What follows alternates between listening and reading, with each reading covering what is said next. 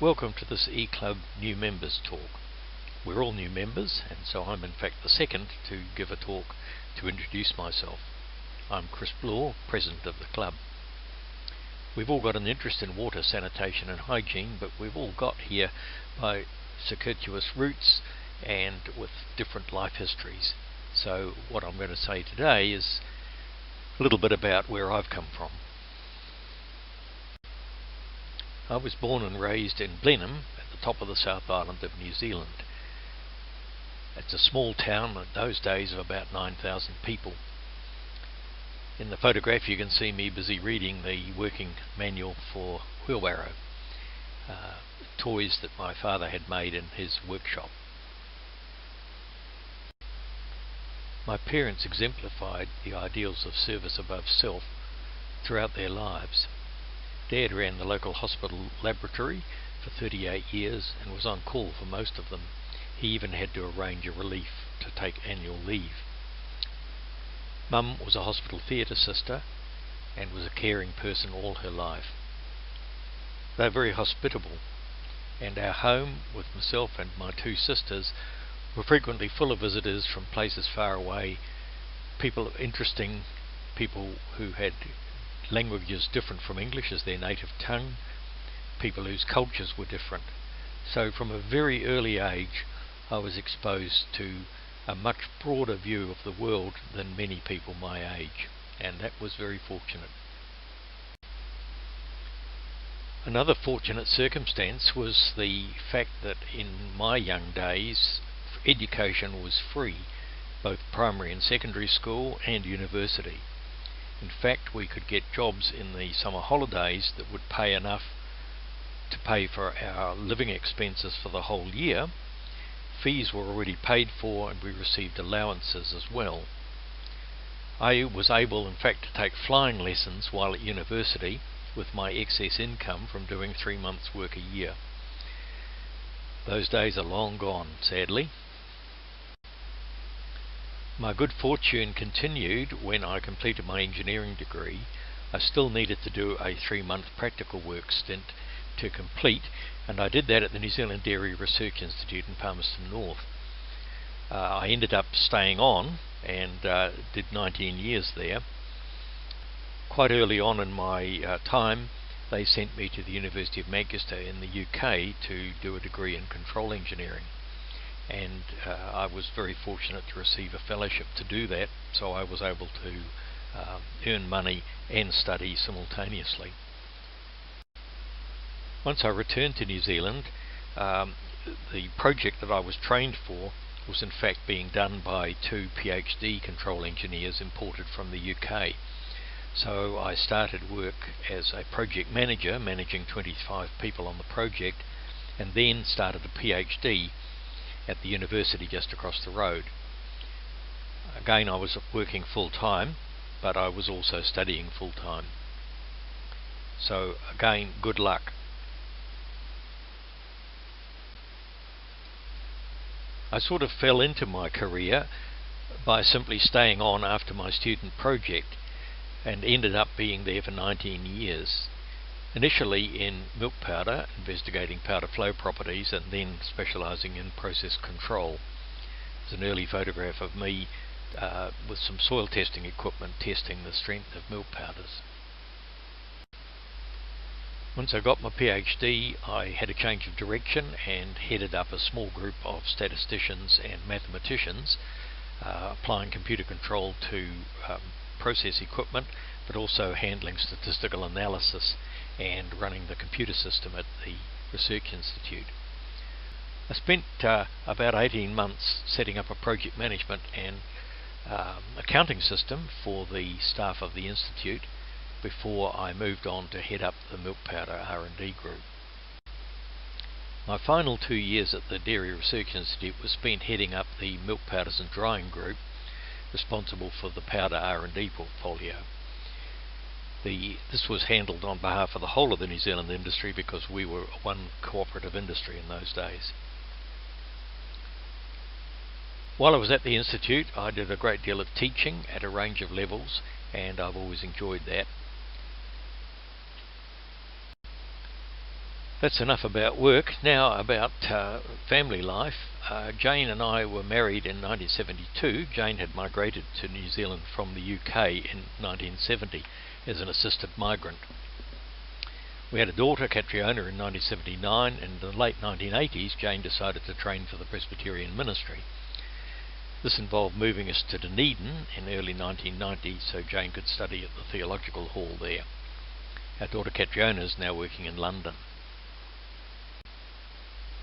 After getting her Bachelor of Divinity, Jane decided to work in the Presbyterian Church Library in Dunedin and then later in the archives.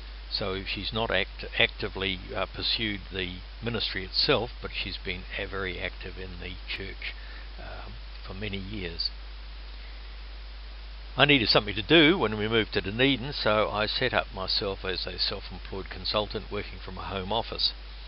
This was rather different from being in a place with 330 staff, and there was a bit of adjusting to do, but I've enjoyed it greatly.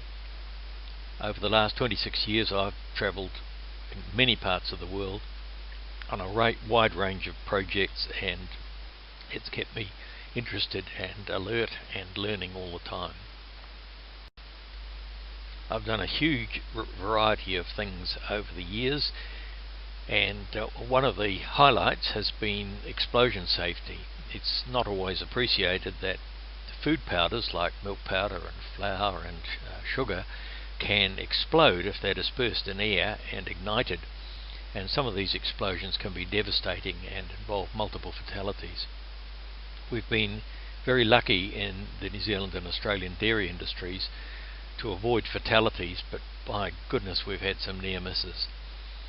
So I do a lot of training in safety. I do audit work for safety systems, and I do design work. I also do post-incident investigation, and recently I've started acting as an expert witness as well. So a good variety of things to do. After 9 years of consulting solo, I decided to move to Melbourne for a year and a half and joined the Dairy Process Engineering Centre at Monash University. This was a good combination of 2 or 3 days teaching each week and 2 or 3 days of consulting. We lived in South Melbourne, halfway between the Clayton campus, about 23 kilometres away, and the Dairy Process Engineering Centre at Werribee, about 23 kilometres away in the opposite direction. The photograph you see on this slide is of me with a class of workers at a factory that I've been training. We occasionally get a group photo of us. I noticed over the years that I'm getting a little more tubby. I suppose that's age catching up with me. Well, that's enough about work. It's probably a good idea to talk about some of the other things that motivate me. I've been active in the Presbyterian Church for many, many years, serving on our local church council, deacons court, convening the finance committee. I've served on national church committees and just generally been as useful as I can within the church. Back in 1986, I attended the World Council of Churches conference in the Philippines just a few weeks before the fall of the Marcos government.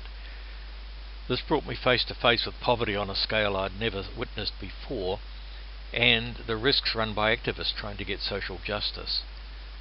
One guy that was helping with the conference organising had a bullet wound in his chest and an exit wound in the back from an Armalite rifle round, .223 calibre I believe it is. He was so close to the gun that shot him that the bullet passed straight through the lung and out the other side, and the wounds didn't even need a stitch to close them. He's had a few breathing difficulties since, but basically survived. His friend was shot in the thigh and bled to death before they got to hospital. His crime? He was on a picket line trying to get